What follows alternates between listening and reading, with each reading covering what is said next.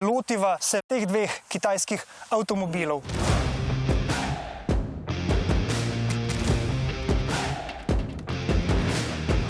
A ju za začetek poimenujeva? Lahko, BYD, kaj ti pravijo, da jih bomo poimenovali kar po angleško. Pravilno bi bilo sicer BYD, torej ne Beat, Byte in vse, kar pride zraven. Kaj pa misliš, da to sploh pomeni? Torej, recimo na Kitajskem se vozi še kar precej BYD-ov tistih zgodnjih generacij. No in tisti avtomobili imajo na zadku še napisano celotno ime, ki ga označuje ta pravzaprav kratica, in to je Build Your Dreams. Torej, a greva zdaj narediti en testni krog? Z veseljem in izberem tega malčka. Ok, greva.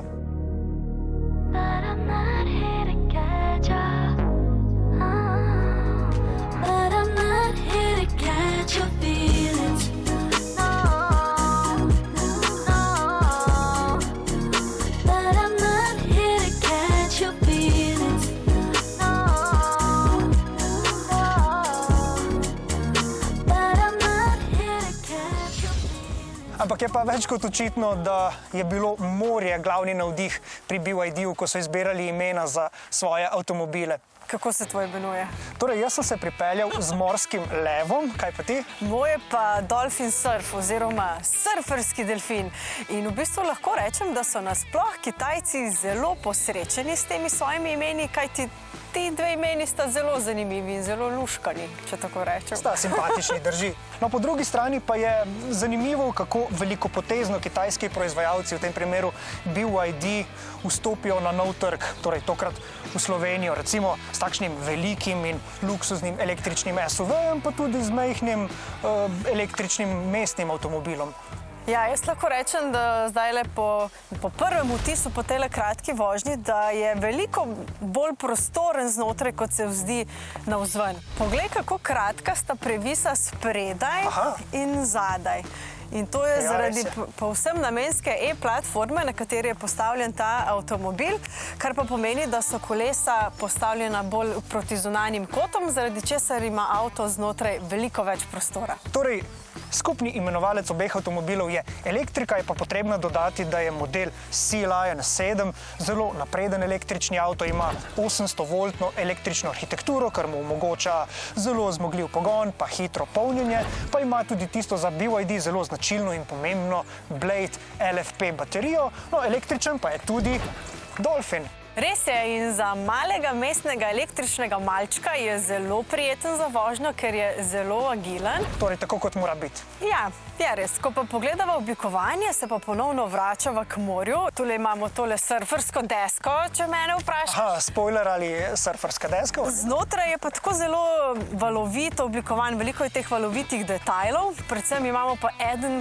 detajl, ki je zelo funky, tole so pa tele delfinske plavutke. Recimo, da ti verjamem. Ampak zdaj ti moram pokazati pa še en detajl, ki pa je za BYD zelo, zelo značilen. Greva ga kar noter pogledati. Pa da nekaj še razčistiva, poglej, takole izgleda delfinova plavut, če je še nisi videl. Aha, torej, če jo primerjam s kljuko na tistem avtomobilu, ja, mogoče sta pa res Tam. malo podobni. Ja, pa tudi mislim, da bi v tem avtomobilu našla kakšno tako obliko. No, ampak kar ti pa želim jaz pokazati, je pa tole, poglej. Kaj zanimivo. Torej, zaslon, ki iz horizontalnega lahko postane vertikalen. A se ti zdi to uporabno? Ja, bo treba preizkusiti, pa ti potem povem, ampak ja, na prvi pogled. Torej, se strinjaš, da greš zdaj ti za volan morskega leva, pa greš na avtocesto, jaz pa naredim en krog po Brežicah z delfinom. Absolutno. Ok, greva. Medtem pa poglejmo, za kakšno znamko pravzaprav gre v primeru BYD-ja. BYD is a high-tech company. It started as a battery company. Back in the days, you know, the Nokia and the Motorola and the Siemens telephones, we provided the batteries in it. And then we evolved. We thought, hey, everything that can drive can be electric. And for the telephones and the iPads, we not only delivered the batteries, but we also made the mobile telephones and the iPads. So now, 20 years later, we have 1/5 of the mobile phone market in the world. It's made by BYD. Half of the iPads in the world are made by BYD. BYD is a high-tech company, and evolving from the electronic divisions and the truck division. So we have electric trucks, we have electric buses, we have electric forklifts, we have now electric passenger cars, we have solar systems, we have energy storage systems. So the total grid solutions come from BYD. I have 600,000 colleagues. I don't know them all by name, but it's a big company. And basically, in the cars, we are now worldwide the largest manufacturer of what we call new energy vehicles. So pure electric and plug-in hybrid electric. BYD surpassed Tesla as the biggest EV brand in the world. So we are modest in Europe, but people know us in the whole world already. Ta znamka je zdaj tudi uradno prišla v Slovenijo. Dolgo časa so Kitajci iskali primernega uvoznika in zastopnika, ki bi negoval tako velik projekt, na koncu pa so se odločili, da se dela lotijo kar sami.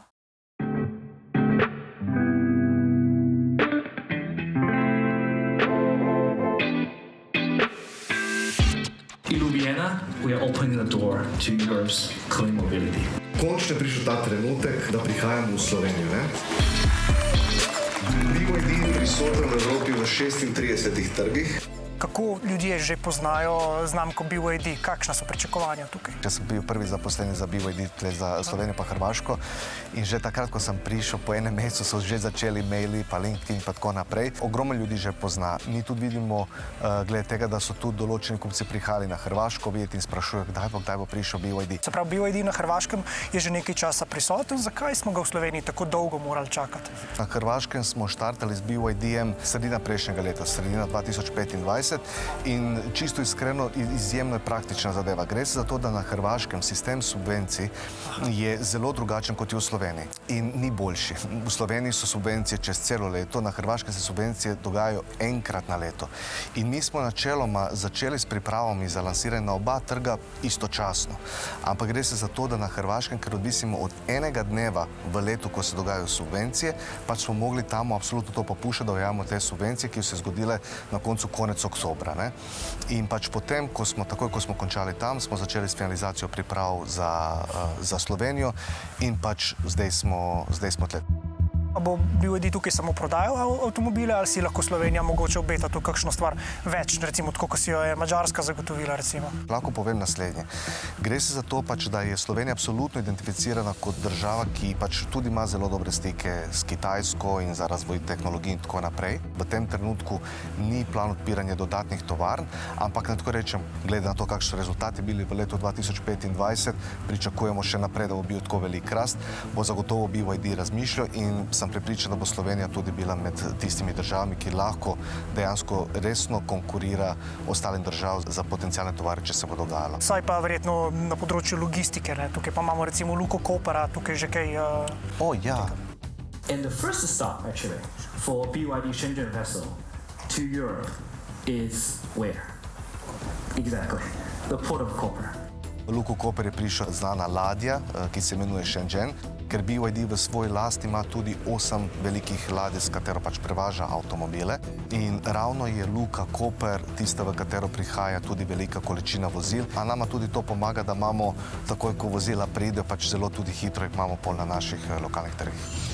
BYD torej na slovenski trg ne vstopa le še kot ena nova kitajska avtomobilska znamka, ampak kot tehnološki gigant, ki ima poskrbljeno pravzaprav za celotno vertikalo, torej od proizvodnje čipov do proizvodnje baterij. In to je definitivno podatek, ki je BYD-ju v veliko prednost in ki lahko globalno avtomobilsko konkurenco kar pošteno skrbi. Ja, pomembno pa je tudi poudariti, da se BYD lahko zelo hitro prilagaja trgu, tako z majhnimi električnimi vozili, kot pa tudi s temi velikimi luksuznimi, glede na to, kaj si trg pravzaprav želi. No, ampak zdaj v tej fazi bo za dolgoročno prisotnost na slovenskem trgu seveda najbolj pomembno, da v ospredje stopi učinkovita prodajno-servisna mreža.